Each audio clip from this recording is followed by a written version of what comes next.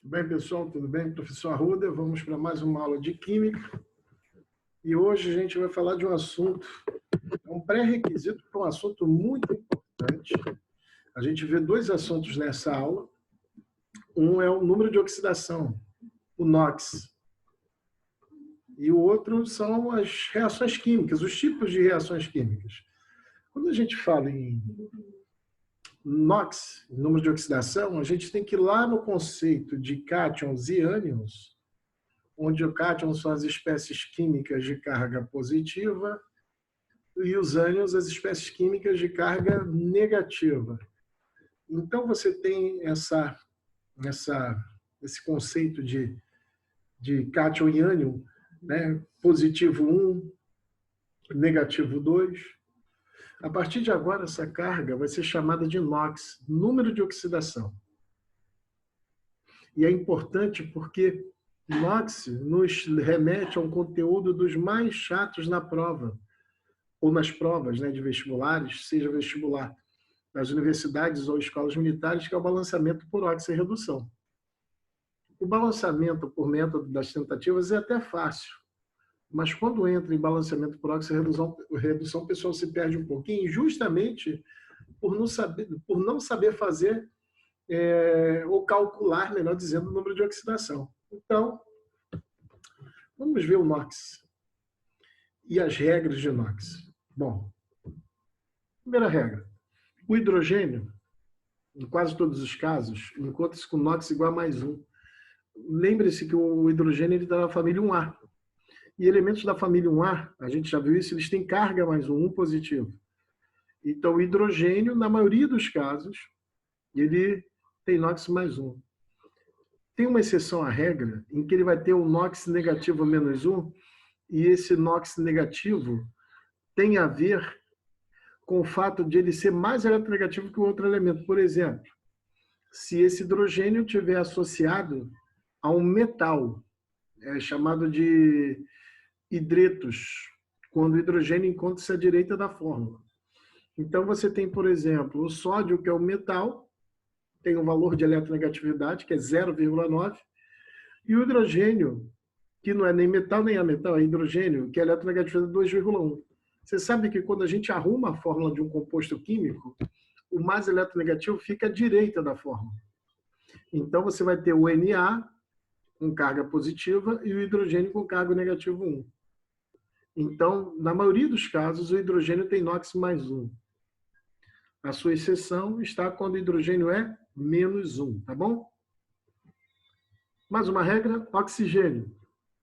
O oxigênio possui NOx menos 2, na maioria das substâncias. E é interessante, por que o oxigênio é menos 2? Nós temos que lembrar que menos 2 significa o quê, pessoal? Menos 2 significa que aquela espécie química ganha 2 elétrons. Então, como o oxigênio é da família 6A, ele tem 6 elétrons na camada de valência, logo, para ele atingir o octeto, ele ganha 2 elétrons. Então, se ele ganha 2 elétrons, a carga dele é quanto? 2 negativo. Tem duas exceções para o oxigênio. Quando ele é um peróxido, ele vai ter NOx menos 1, ou quando ele é um superóxido, que vai ter NOx menos meio. E em fluoretos também, que ele pode ter NOx mais 2 ou mais 1. Mas, na maioria esmagadora dos casos, oxigênio tem NOx menos 2. Então, esses primeiros 2 NOx são importantes para você saber. Hidrogênio mais 1, oxigênio menos 2. Hidrogênio mais 1, oxigênio menos 2, tá bom? Mais um caso. Metais alcalinos, família 1A da tabela periódica. Lítio, sódio, potássio, rubídio, césio. E o frâncio, inclusive. Só que o frâncio a gente não costuma ver em compostos. O frâncio ele raramente aparece, mas está ali na família 1A. Então, todos os elementos da família 1A têm NOx mais 1. E é um NOx que nunca muda. Lítio, sódio, potássio, rubídio e césio, NOx mais 1 sempre. Inalterada, tá bom, pessoal? Metais alcalinos terrosos, família 2A. Né? O grupo, você tem o grupo 1A, logo do lado você tem o grupo 2A, que são os metais alcalinos terrosos. Berílio, magnésio, cálcio, estrôncio, bário e rádio, que assim como o frâncio, a gente não vê tanto mais. Tudo bem. Elementos da família 2A tem NOx mais 2. Olha como é fácil. Família 1A, NOx mais 1. Família 2A, NOx mais 2. Sempre nos dois casos, tá bom? Halogênios, que são os elementos da família 7A, esses halogênios, por eles serem da família 7A, eles têm 7 elétrons na camada de valência. Para atingir o octeto, eles precisam ganhar 1. Então, a carga de um halogênio é menos 1. Claro, se ele for o elemento mais eletronegativo. A gente ensina um segredo para os alunos e fala o seguinte: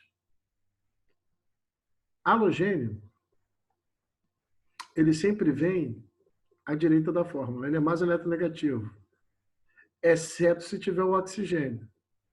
Mas tem um elemento que é mais eletronegativo que o oxigênio, que é o flúor. Então, o halogênio só tem NOx menos 1 se ele não tiver acompanhado de oxigênio. E se ele for o elemento mais eletronegativo. Tá? Então, o halogênio, na maioria das vezes, vamos melhorar, não vou nem falar na maioria das vezes, é sempre menos 1. Exceto se ele tiver acompanhado de um oxigênio. Aí o flúor, ele não. O flúor é sempre menos 1. Agora, o cloro, o bromo, o iodo, o astato, todos esses têm NOx menos 1 se não tiver acompanhado do oxigênio, tá bom? Aí, a gente tem essas regras básicas dos elementos e suas famílias, mas é bom a gente saber. Quando a substância é simples, formada por um único elemento químico, exemplo, o gás oxigênio, só tem oxigênio, é uma substância simples. Né? O ozônio, também é uma substância simples. O gás hidrogênio, uma substância simples. Toda substância simples tem número de oxidação igual a 0. E quando você tem uma substância composta, a substância composta é formada por vários elementos químicos. Então, se você somar os números de oxidação de todos os elementos, essa soma tem que ser igual a 0. Essa regra parte do princípio de que o número de cargas positivas é igual ao número de cargas negativas. Então, se você somar positivo e negativo com o mesmo valor, a soma dá 0. Mais 1 com menos 1 dá 0. Mais 2 com menos 2 dá 0. Então, aquela soma daquelas cargas, daqueles NOx, tem que dar 0 numa substância composta. Tá bom? Íons monoatômicos, quer dizer, aquele íon formado por um único elemento, NOx é a própria carga do íon. Então, se você vê, por exemplo, íon ferro 2+, é um cátion bivalente. Qual é o NOx desse cara? Mais 2, ou 2+. Alumínio 3+. Qual é o NOx? 3 positivo, tá? E o íon composto, a gente vai até dar um exemplo de íon composto daqui a pouco, o NOx é a carga do íon. Então, a gente vai dar um exemplinho para vocês, vocês vão entender isso, certo? Mas antes desse exemplo, vamos dar uma olhada numa tabela que resume isso e acrescenta outras regras. Essa tabela é bom você tê-la em mente. Ali, pessoal, substâncias simples, NOx 0. Família 1A e a prata, NOx mais 1. Família 2A e o zinco, NOx mais 2. Alumínio, que é a família 3A, NOx mais 3. Aí o hidrogênio, na maioria dos casos, mais 1. Oxigênio, na maioria dos casos, menos 2. Aí aqui tem a ver com aquele assunto relacionado a ligações, quando a gente fala dos cátions e dos ânions. Elementos da, perdão, da família 5A. Sem o oxigênio, o NOx é menos 3. Família 6A, sem o oxigênio é menos 2. Família 7A, sem o oxigênio é menos 1. E aqui a somatória, o somatório do NOx do composto molecular ou iônico, aquilo que a gente já falou, igual a 0, tá? E do íon composto também. Mas, como eu havia prometido, vamos ver uns exemplos então? Tem 3 substâncias aqui, o cloreto de sódio, NaCl, o ácido sulfúrico H2SO4 e o ânion trivalente, o ânion composto trivalente fosfato, de carga menos 3. Vamos ver aqui no caso do sódio, do cloreto de sódio. A gente pode observar que o sódio é o elemento que está na família 1A da tabela periódica. Ele é um metal alcalino. Se ele é da família 1A, o que diz a regra? O NOx dele é quanto? Mais 1. Como a gente não sabe quanto é que vale o NOx do cloro no primeiro momento, Qual é a lógica? Se o sódio vale mais 1, a soma do sódio com o cloro tem que dar 0. Ou seja, quanto é que vale o NOx do cloro? Somente o do cloro. Menos 1. E tem um detalhe, né? Não se esqueça que o cloro é da família 7A. Elementos da família 7A sem oxigênio, lembra? 7A, 7 elétrons na camada de valência, para atingir o octeto ganha 1 elétron. Então, está aí o primeiro exemplo de regra de NOx. No caso do ácido sulfúrico, vamos ver aí. Bom, o hidrogênio tem NOx mais 1. A gente pode até escrever aqui, ó. Só que cada hidrogênio vale mais 1 e eu tenho 2 átomos de hidrogênio. Então, esse número aqui, que é o índice, ele identifica a atomicidade do elemento, a quantidade de átomos. Então, se a carga de hidrogênio é mais 1, não se esqueça que eu tenho 2 hidrogênios. Tá? O enxofre, eu não sei quanto é que é o NOx dele. Então, eu chamo de X. O oxigênio, lembra? Ele tem NOx quanto? Menos 2. É só lembrar, jovem, hidrogênio mais 1, oxigênio menos 2. Vejam bem, jovens, são 4 oxigênios. Então, da mesma forma que a gente pega o NOx do hidrogênio e multiplica por 2, no caso do oxigênio, que vale menos 2, a gente multiplica por 4. Vamos ver quanto é que dá isso? Olha só, o hidrogênio vale mais 1, o enxofre vale X, o oxigênio vale menos 2. Se a gente pegar e multiplicar o hidrogênio por 2, já que hidrogênio vale mais 1, nós teremos uma carga mais 2 positivo.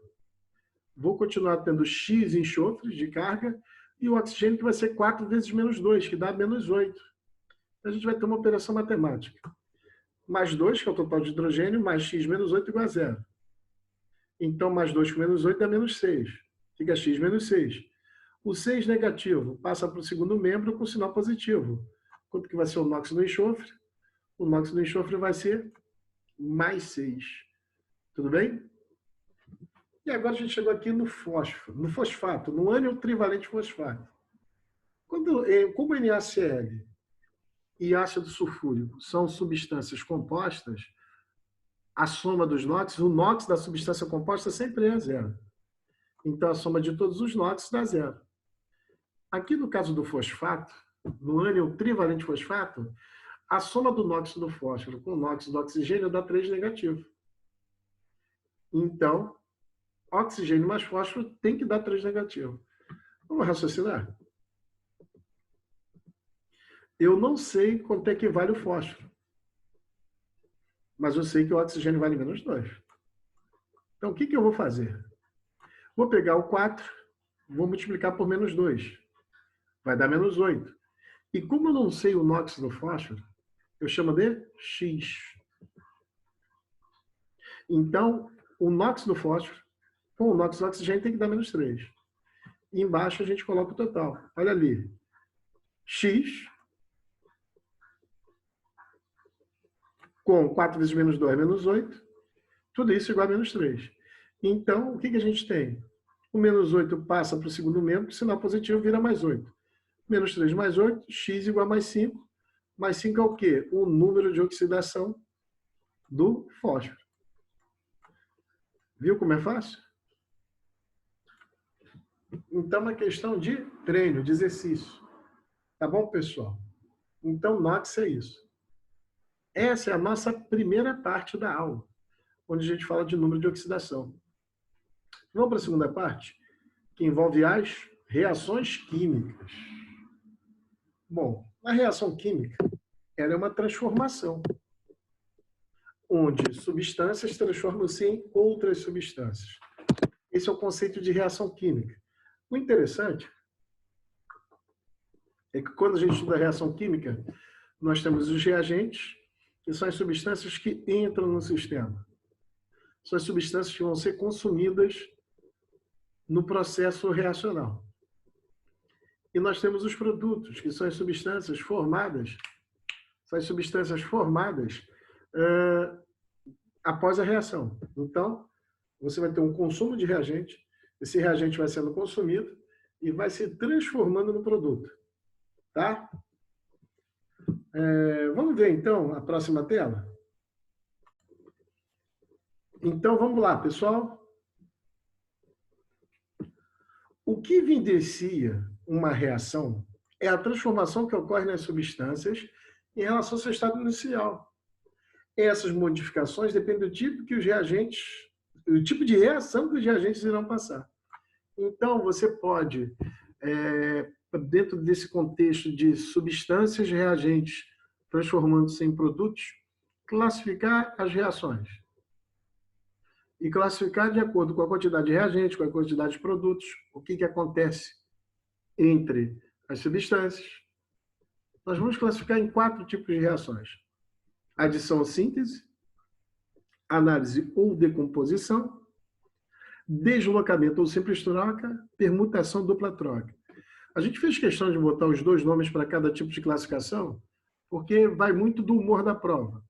A prova às vezes chama de análise, às vezes chama de decomposição. São sinônimos.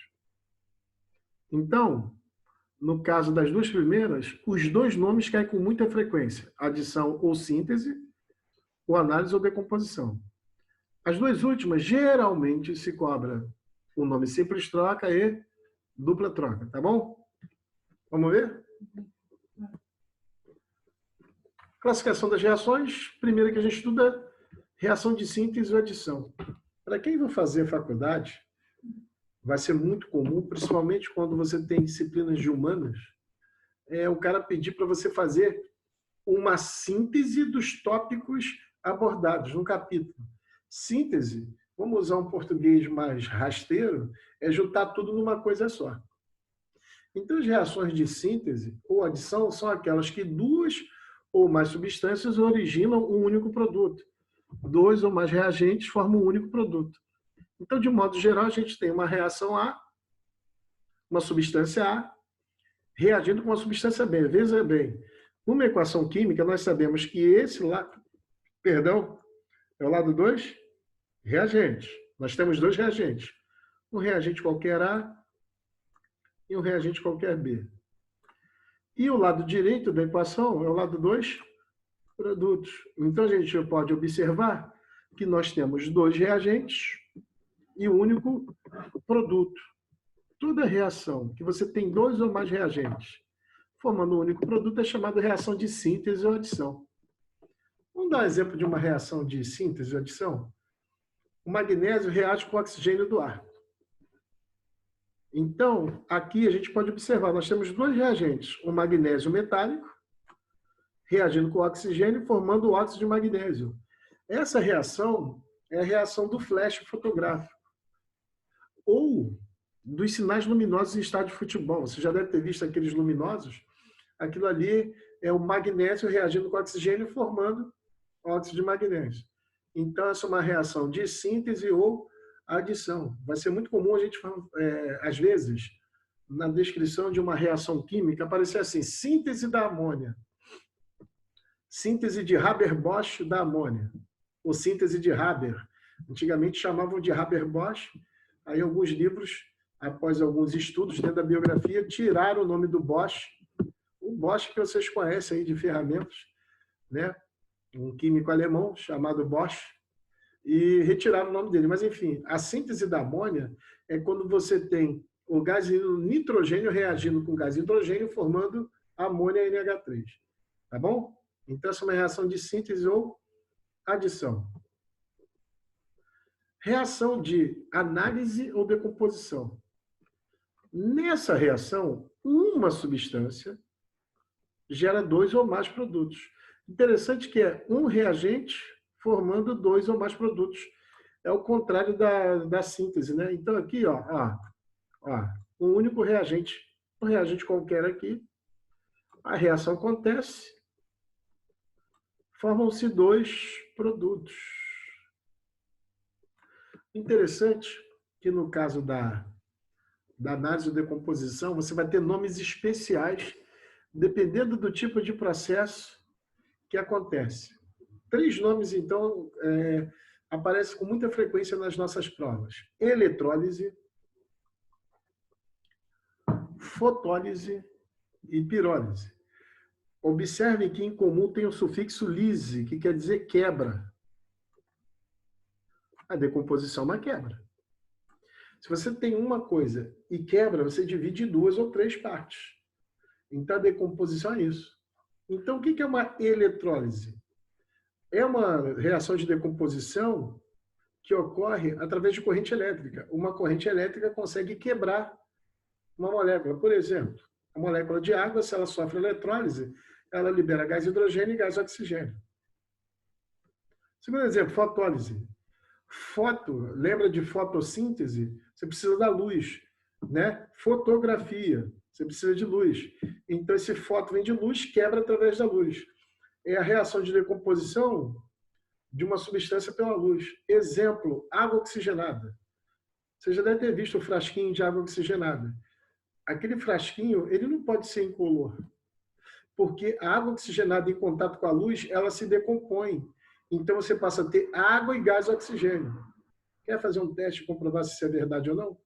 Abre o frasco de água oxigenada, bota do lado de fora. Para você acelerar a reação, catalisadores, você estuda em cinética química, você pode pegar um pedacinho de carne, coloca um pedacinho de carne, coloca água oxigenada, você vai ver borbulhar aquele líquido branco. O que é esse borbulhar? A luz decompôs a água oxigenada em água e oxigênio. E a pirólise, piros, esse prefixo pyros, né, vem de fogo. Por isso que a gente fala show pirotécnico. Então, a pirólise é a quebra, é a decomposição de uma substância através do calor. Um exemplo disso é a decomposição térmica do carbonato de cálcio, do calcário. Tá? Então, esses são exemplos de decomposição ou reação de análise. Mas o exemplo que eu trouxe para vocês é como é que funciona o airbag.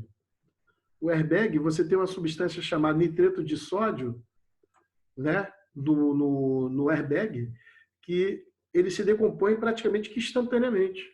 O nitreto de sódio se decompõe em gás, nitrogênio e sódio sólido. Vamos dar uma olhada nessa reação? Está aqui, ó.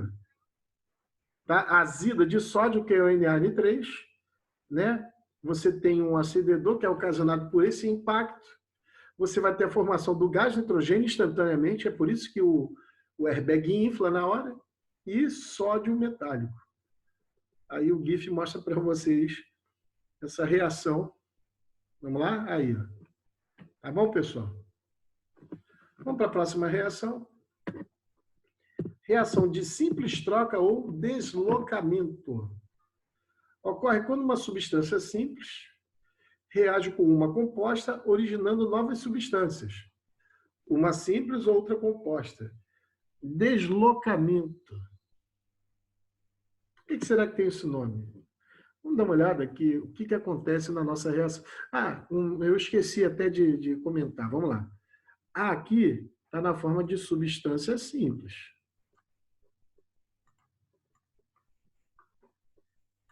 XY é uma substância composta.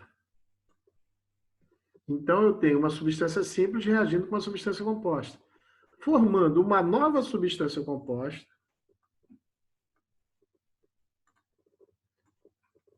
e uma nova substância simples. Observe que a Y genérico é uma substância composta e X é uma substância simples. Então, quando a gente fala que vai ter um deslocamento, é por causa disso aqui, ó. Observem que o A desloca o X, então o A passa a fazer uma substância composta com Y, e o X que estava com Y torna-se uma substância simples. Então, por isso que é chamado de reação de deslocamento.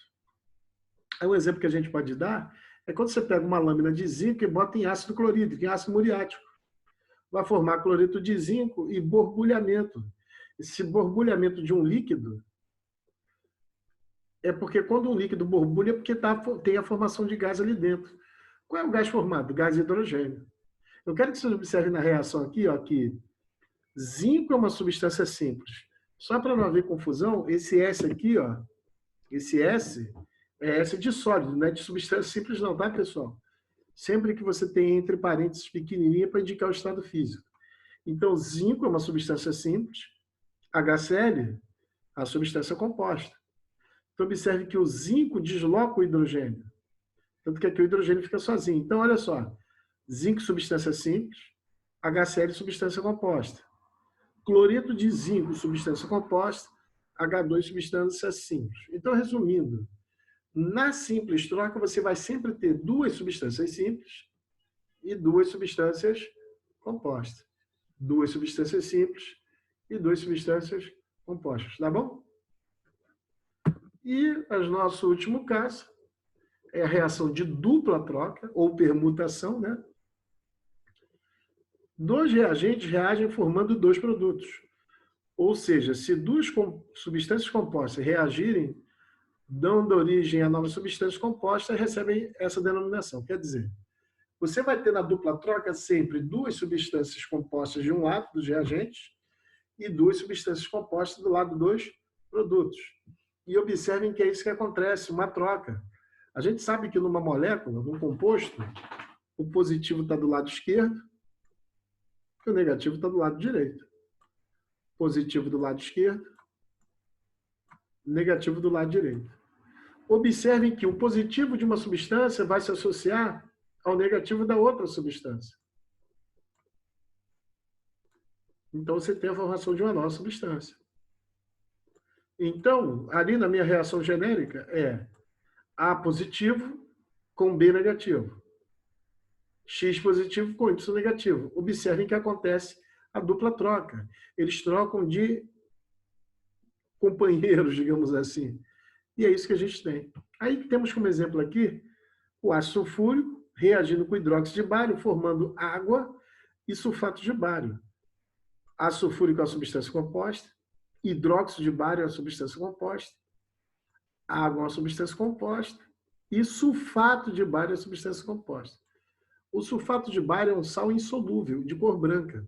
É o que vocês estão observando aqui, ó. Esse pó branco aqui é sulfato de bário. Então, a gente viu aí NOx e vimos as reações químicas. Tudo bem, pessoal? Certinho? Tranquilo? Então tá. Só isso. Muito obrigado pela atenção de todos e até o nosso próximo encontro. Valeu!